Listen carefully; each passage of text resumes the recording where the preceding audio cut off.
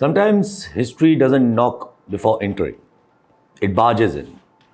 And in our case, it barges in with warheads, Nobel nominations, and military lunch meetings in the White House.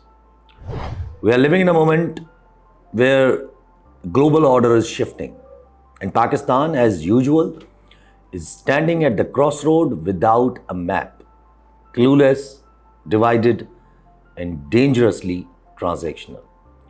Welcome to Fourth Pillar Post English, a weekly dosage of Pakistani menace.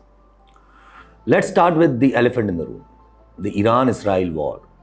The longer it drags on, the more unpredictable it becomes. Not just for Middle East, but for countries like ours, sitting awkwardly between ideological sympathy and geopolitical weakness. Fake news, contradictory leaks, and incoherent stances are already flooding our media. A few days ago, a story floated that Pakistan might be helping Iran on nuclear front. A claim denied within hours by us. But the fact that it even surfaced tells you something. A position is so unclear that people can say anything and it might just stick. And now imagine with that position, what optics do you see of lunching and Nobel Peace nominations? Well, that's not accident, as it may seem. It's strategic fog. A fog intending to hide confusion, but is exposing it. You think Iran, whose chances are to emerge victorious after this war, because if this uncertainty escalates for 2 weeks and Trump did not intervene, it may weaken Israel more than Iran. So if Iran emerges victorious by saving its regime, you think Iran can't see this optics going on in terms of Pakistan right now? And China, our partner, knowing this war in Iran is to actually test Chinese stronghold in this region, meaning China is being attacked through Iran. We think China can't read this optics which we are, doing right now? Of course they can. Let's go deeper. What exactly is Israel trying to do here? There's a simple explanation: regime change. This war isn't about retaliation, safety, security, nuclear, nothing. It's about dismantling the Iranian system, installing a regime favorable to Israel and America, and sending a message to the rest of the Muslim world that resistance is not an option. But for that to work, Israel needs one thing: American backing. And without it, Israel will get to see its own regime change, because Netanyahu will be done then. Here's where it gets interesting or frightening, depending on your vantage point. Trump has been ambiguous. Sometimes he hints at avoiding war. Other times, he practically dares Iran to give him a reason to escalate. And in the middle of this high-stakes drama, who shows up in Washington? Not a diplomat, not a civilian leader, Pakistan's Field Marshal. How dumb our establishment will be to act on Trump's promises and personal whims of someone in power in Pakistan. Stakes are too high to be ignored right now. So, lunch at White House, not just any lunch, an exclusive lunch with a man threatening to assassinate Khamenei. A man who doesn't want Palestine, who doesn't believe what Palestine is, but wants Gaza as a real estate land, while also pushing covertly for Iranian surrender, either by diplomacy or missile. And can you imagine? Pakistan has nominated that person for a Nobel Peace Prize. But the question is, what was discussed at lunch? We are told it's diplomatic win for Pakistan, that Pakistan is finally being respected again in Washington. But respected by whom? The same Trump who wants China's influence wiped out of this region? The same Trump whose stealth jets are still flying over Pacific in warning to Iran? The same Trump who has been privately encouraging Israel to go ahead and test Iranian resilience and Chinese stronghold in this region. And let's be blunt, if this was a diplomatic victory, Bilawal would have had the lunch, not a uniformed general. Bilawal with his pack couldn't even secure a meeting with the Secretary of State. But uniformed generals found their way to White House. Nobody is that dumb to not see that. This isn't diplomacy. This is a transactional diplomacy. So what will Pakistan give? What will Pakistan avoid? And will it play neutral or will it go all in? Now here's where the geopolitical maths gets toxic. If Iran falls, even just partially, Pakistan loses far more than it realizes.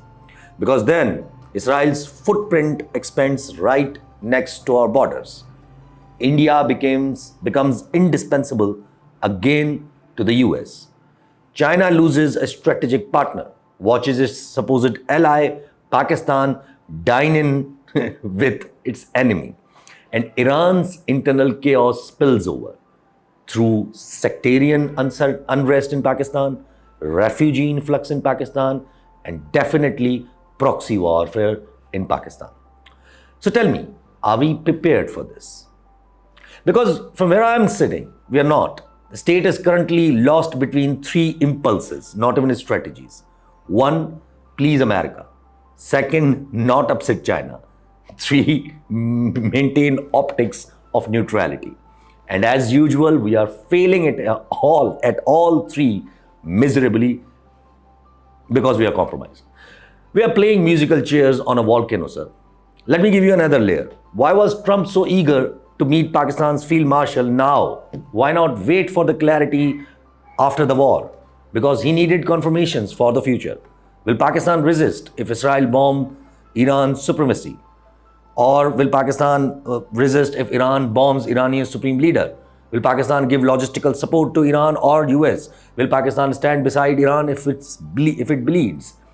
And what will Pakistan do if after this war, America wants Iran to its side? That's the whole game. Now, some will say we are staying neutral and we are successful. We are nominating Trump for the Nobel Prize. Surely that will buy us some goodwill. Really? You nominated a man who has no trust. Nobody believes in him. Nobody trusts him. He is a diplomatically failure person. He jumps from one point to another on his whims. A man who bagged every Israeli massacre in Gaza, who wants to squeeze out China out of this region, and who is openly daring Iran to test Iran's patience. And you think that makes you look clever by nominating that person as a Nobel Peace Prize winner? You have instead exposed your desperation for validation. And both China and Iran have noticed this. Let me be even clearer, more clear. If Trump attacks Iran while we sit on the fence or prepare ourselves for martial law here, which may be seen as an option to satisfy personal wishes, no doubt there, that will go down in the history as the most gullible player in the modern history. Mark my words. And if America doesn't attack, then the war turns cold and the regime rearranges without us because our appeasement will be seen with doubts rather than understandings. Either way, we lose. And what is Imran Khan doing in all this? A major opponent of this whole system. He's quiet, very, very quiet. And that's smart in my eyes, because while the state is scrambling for the pat on their back and symbolism, Khan knows this is a war of narratives. And premature statements can cost more than silence. Even in his latest tweet, he didn't mention Iran or supported Iran. He only said the world is changing and Pakistan will feel the impact. That's not avoidance, that's calculated silence. And if things escalate further, if Iran's supreme leader is killed or something else happens or the war happens or if civil war breaks out and martial law is being imposed here, Khan's silence today may become his power tomorrow. Because unlike those chasing short-term alignment, Khan is trying to position himself for long-term legitimacy, not with Washington or Beijing, but with Pakistani people. And who knows better than Pakistani people that they are being sold? So now here's the part everyone forgets. If Israel succeeds in collapsing Iran, even temporarily, then that same template that same strategic logic will eventually be applied to Pakistan. And why not? We have nukes, we have sectarian divisions, we have economic vulnerabilities, we have proxy wars, and worst of all, we have leadership that is compromised and believes loyalty is for sale. And then we'll be the ones waking up to the strikes, assassinations, regime-engineered chaos, and even more fractured state. The refugee crisis we watch on TV, that could be us. The sectarian blowbacks we fear from Iran, they will ignite here. And CPEC, that will be the first casualty. So please don't ask whether we should support Iran or not. That's not even the question. The question is, do we even know what we want?